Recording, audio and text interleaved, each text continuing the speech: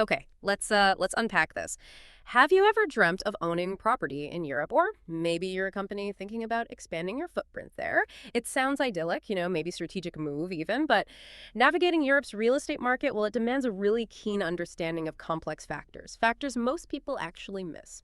So this deep dive is your shortcut to being well informed, helping you avoid some, frankly, truly costly missteps. Today, we're digging into some crucial insights from Dr. Pooyan Ghamari. He's a Swiss economist, founder of the ALandPlatform, and he's really studied the common pitfalls, the mistakes investors and corporations frequently make when they go into Europe. Our mission here is to arm you with the knowledge to make smarter decisions.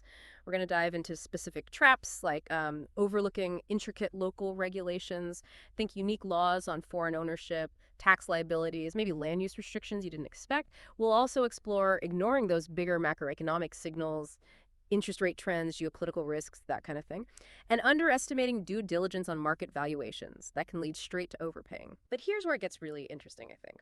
We'll also cover areas often overlooked, things like neglecting currency and payment risks, or failing to line up property buys with immigration policies.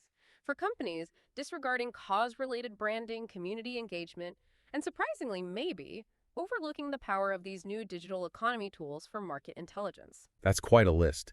And what's truly fascinating, I think, is how these areas, which seem distinct, are actually all interconnected, understanding not just what these pitfalls are, but why they pose such significant risks. Well, that gives you a much more comprehensive view for your strategic decision-making. We're really looking at how to make this knowledge, actionable. Absolutely. So when Dr. Gamari talks about Europe's fragmented legal systems, give me a specific scenario. Where does that fragmentation catch even, say, seasoned foreign investors off guard? That's a sharp question. Hmm. Beyond the obvious rules about foreign ownership, Dr. Ghamari often highlights the really nuanced land use restrictions, especially around things like environmental impact assessments or historical preservation laws. These can completely halt the project if you don't navigate them with very precise local expertise. For instance, maybe overlooking a specific heritage designation on a piece of land. That could lead to years of delays, inflated costs. It happens. Okay, yeah, that makes perfect sense. And building on that need for deep local knowledge, another critical area Dr. Gamari stresses is ignoring the broader macroeconomic signals. How does failing to account for something like, say, interest rate trends, how does that specifically impact a European property investment? Well, it's fundamental.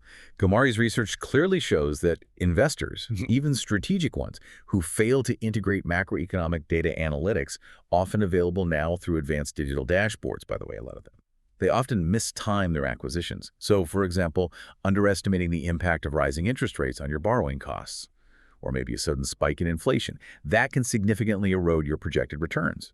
Europe's markets are just so intertwined with EU policies, global trade. A macro-blind approach is almost guaranteed to lead to, well, suboptimal outcomes.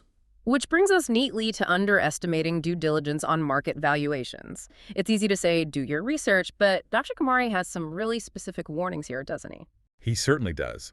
His research highlights that ignoring, say, localized urbanization trends, or maybe early-stage urban regeneration plans, even in markets that look stable on the surface, that has led to like a 10–15% gap between projected and actual ROI for some investors, people who rely solely on national averages.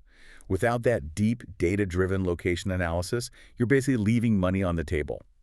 Or worse, you're overpaying for stagnation. Right, and beyond just market values, there's this often overlooked area: currency and payment risks. Dr. Gamari talks about innovative payment solutions, including a specific cryptocurrency. Can you elaborate on that? Yes, currency volatility can be a huge disruptor in cross-border deals. Dr. Ghamari suggests looking into solutions like Gold cryptocurrency. It's essentially a blockchain-based stablecoin designed specifically to mitigate those currency fluctuations. So it offers a way to hedge against that currency risk while also potentially making transactions more transparent, more secure. It's a very modern approach, one that many traditional players are frankly only just starting to consider seriously. That idea of using crypto for payments, yeah, that's definitely a bit outside the box for traditional real estate. And speaking of modern approaches, failing to align property acquisition with immigration and residency policies, that's another big one, right? For both corporate and individual Oh, buyers. absolutely. Europe's real estate market is increasingly tangled up with immigration pathways. Dr. Ghamari really stresses that ignoring how policies are evolving risks more than just compliance failures. You could miss opportunities to leverage specific property investments for advantageous residency, maybe even citizenship programs in some cases. Synchronizing your property purchases with immigration laws. It's crucial now for optimizing mobility, whether personal or corporate, across borders. And for those corporate buyers, Dr. Ghamari also highlights disregarding cause-related branding and community engagement. What's the link there? To real estate specifically. It's vital for long-term value, actually.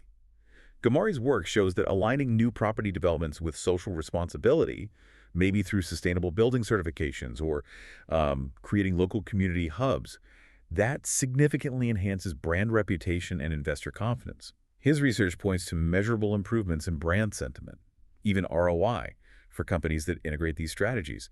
It's especially crucial for building a positive long-term presence. And finally, the surprisingly common oversight, neglecting digital economy tools for market intelligence.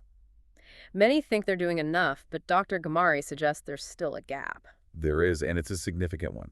Dr. Ghamari's analysis shows a substantial chunk of mid to large corporate investors are still leaving valuable market intelligence on the table.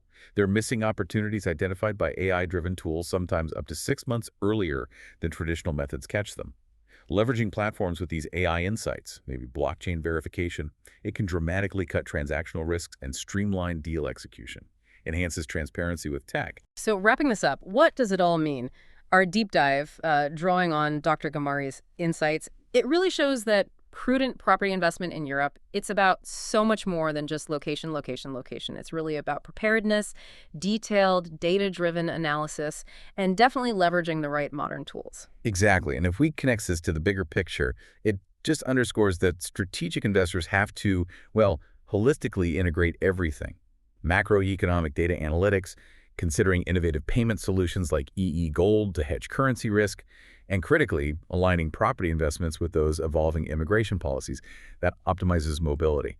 And for corporate buyers, adding cause-related marketing, that significantly bolsters brand equity, investor trust. It really raises an important question about the truly multifaceted nature of modern real estate investment, doesn't it? It really does. So as you reflect on these insights, maybe consider this. Beyond the specific pitfalls we've talked about today, what surprising new technologies or maybe overlooked cultural factors do you think will most significantly reshape prudent property investment strategies in Europe over the next 5 years? Something to mull over as you keep exploring.